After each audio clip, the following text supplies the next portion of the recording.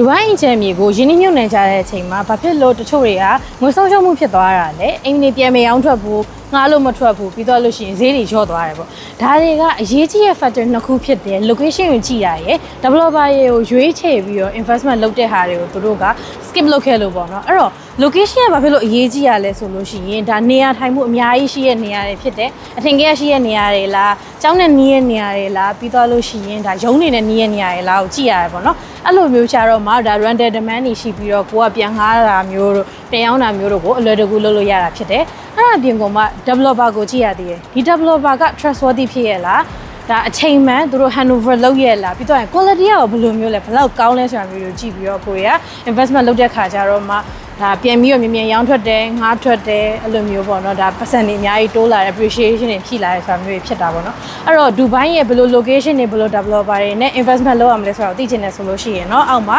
comment လေးမှန်းခဲ့ဒါမှမဟုတ်ထိုက်ရဲ့ချက်ပေါက်ကိုလာပြီးတော့ direct ထိုင်တဲ့ zone နဲ့တိုင်ပြီးတော့ investment လုပ်လို့ရပါတယ်